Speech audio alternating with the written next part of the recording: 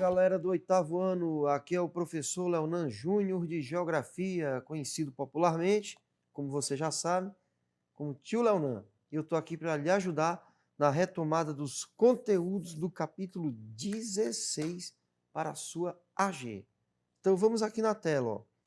Olha que coisinha bacana, pessoal, a Terra, ó. Você aprendeu logo no comecinho do capítulo 16 que a Terra é inclinada, ela tem o formato de geóide, certo? E ela faz um movimento de translação.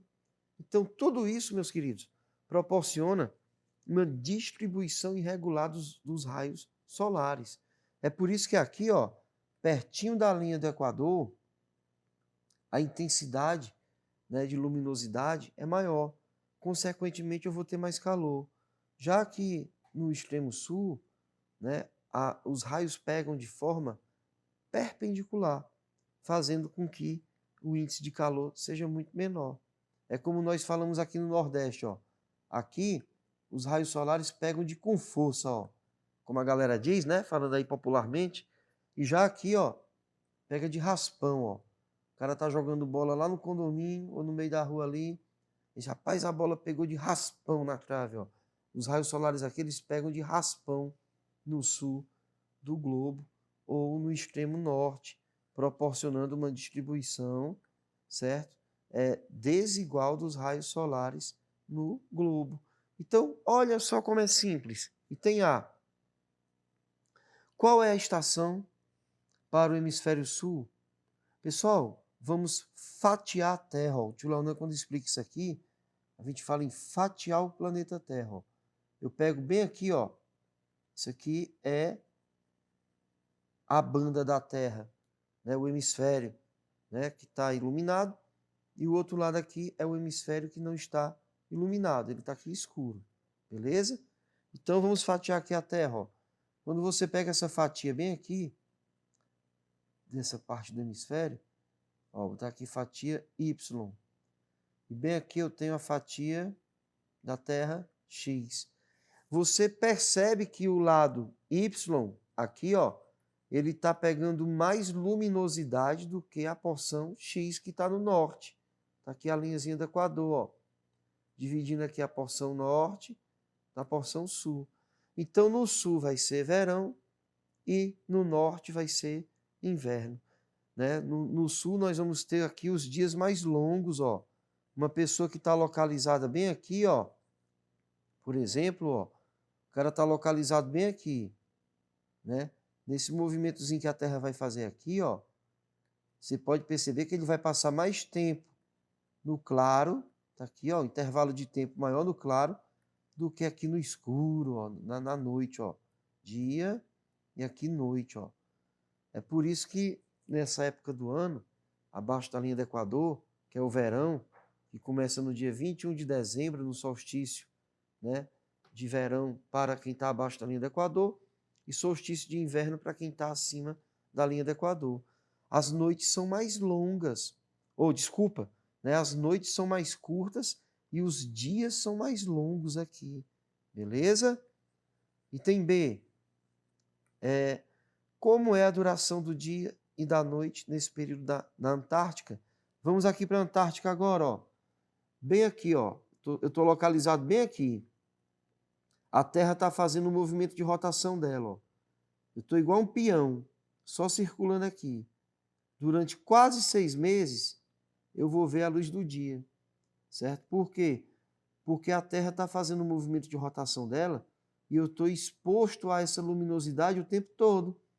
Diferente de quem está aqui pertinho da linha do Equador, como a gente, ó. Nós estamos a aproximadamente 3 graus de latitude sul da linha do Equador. Eu vou estar bem aqui do dia, ó, mas vou pegar um tempo parecido à noite, certo? Diferente de quem está bem aqui, ó, a Terra fazendo a rotação dela, e eu o tempo todo aqui exposto, ó, a essa luminosidade. Então a duração do dia e da noite nesse período na Antártica é que os dias são bem mais longos, a pessoa não vai ver a noite nesse período aqui do ano. E tem C, como fica a situação da diferença de luminosidade solar cerca de 6 meses depois, na Antártica. 6 meses depois, quando a gente chegar no mês de junho, solstício do mês de junho, certo?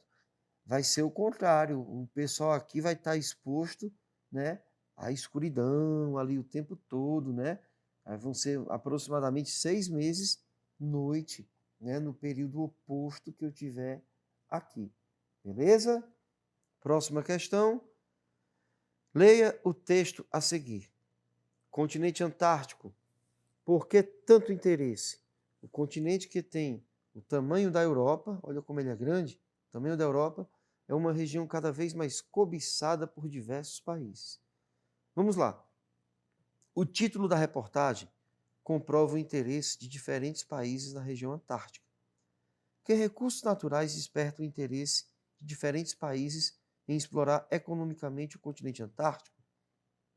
Como está definida atualmente esse tipo de exploração na Antártica? Pessoal, como você aprendeu, a Antártica, o continente antártico, nem sempre ele esteve localizado onde está. Em eras geológicas anteriores, a Antártica já ocupou uma área de zona tropical. É por isso que lá tem carvão mineral, é por isso que lá tem petróleo, é por isso que lá tem gás natural. E isso desperta o interesse de grandes potências. Então veja, com a separação da Pangeia, né, de acordo com a teoria da tectônica de placas, a Pangeia foi se separando e os continentes atuais foram se formando. A Antártica se deslocou para uma região de extremo sul, ficou coberta por uma camada de aproximadamente 2 quilômetros de gelo, e aí com estudos científicos, né, no início do século passado, e principalmente depois da Segunda Guerra Mundial, foi comprovado a existência de riqueza mineral ali, né, tanto energética quanto com minerais metálicos, como o minério de ferro, por exemplo. Então, para evitar que houvesse um outro conflito dessas potências aí envolvendo a Antártica, foi assinado em 1959 o Tratado Antártico, que entrou em vigor em 1961, que foi renovado em 1991 pelo Protocolo de Madrid. Então, hoje, pessoal, a situação, respondendo aqui a segunda parte da pergunta, a situação da Antártica, ela é um santuário, onde nós podemos fazer ali apenas pesquisa científica, né? Tipo de massas de ar que se formam ali, fazer estudos da atmosfera, como era a atmosfera da Terra há alguns milhões de anos atrás, perfurando o gelo e pegando amostras de ar, né, de oxigênio que ficou retido ali naquele espaço, de carbono, para ver como era a composição atmosférica em cada era geológica, né? Eu não posso fazer nenhum tipo de exploração mineralógica ali voltada para carvão, petróleo ou gás. Tranquilo? Próxima pergunta. Pesquisas científicas brasileiras realizadas há mais de 3 décadas na base Comandante Ferraz demonstram, entre outros aspectos, a influência de características ambientais da Antártica sobre o território brasileiro. Apresente e explique um exemplo dessa influência. Pessoal, um exemplo que eu posso dar aqui para vocês, ó. Nós temos aqui, por exemplo, ó, deixa eu colocar bem aqui. Está aqui a Américazinha do Sul. E bem aqui nós temos a península, né, da Antártica. Então nós temos aqui, por exemplo, ó, a massa, certo? Polar atlântica, que se forma nessa região. E ela entra aqui no sul da América do Sul, né, recebendo o nome de friagem. Então, essa massa aqui ela é úmida e essa massa também é fria. E você aprendeu lá no sexto aninho, quando você era pequenininho, pirrototinho, que uma massa de ar, por onde ela passa, ela vai levando suas características de origem. Então, veja, isso aqui influencia o clima do Brasil. Você vê no jornal, né, a meteorologia, o pessoal comentando, né, Cuiabá e Campo Grande, Mato Grosso do Sul, uma região que está, né, numa zona tropical, atingindo 18 graus de temperatura. É muito comum você ouvir isso. Aí você vai pesquisar, ou então o apresentador da meteorologia ele comenta que a friagem vai entrar aqui no Brasil, certo? Pelo sul, não vai encontrando nenhum obstáculo que a impeça, e ela vai influenciar a temperatura dessa região tropical, né?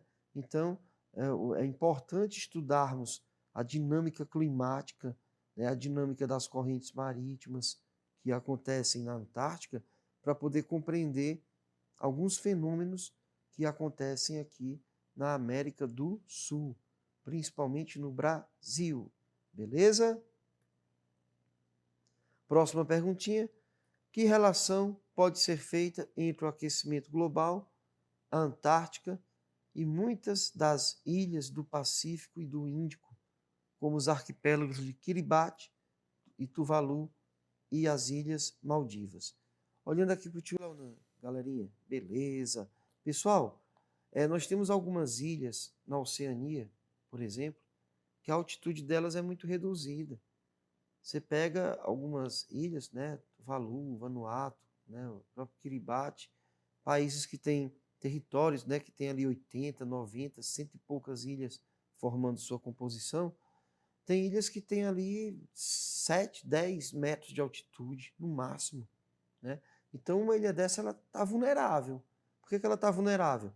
Porque com o aquecimento global, o gelo que está no continente antártico, ele está derretendo, ele está soltando blocos, e esses blocos de gelo vão se agregando ao oceano.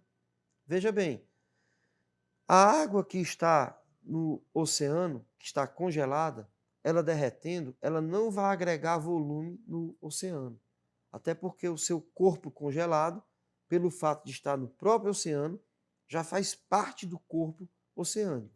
Agora, o gelo que está no continente, que derrete, né, que solta um bloco aqui de gelo e vai derretendo de acordo com o aquecimento da água que ele vai pegando, essa água que está derretendo, ela vai agregar volume ao oceano. Então, essas ilhas que estão na Oceania, como Tuvalu, né, por exemplo, né, são ilhas que estão completamente expostas ao aquecimento global. O interessante é a gente saber que países que não poluem praticamente nada, né, até porque Kiribati, Vanuatu, Tuvalu, eles não têm, são países que não têm indústrias.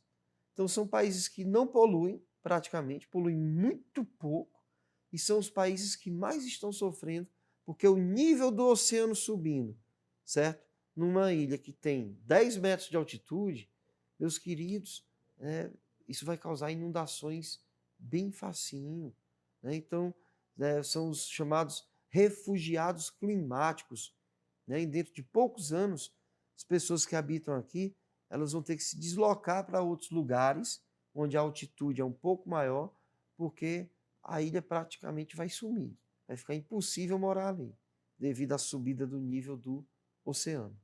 Tranquilo? Grande abraço para você e até a próxima. Ótimas provas, hein?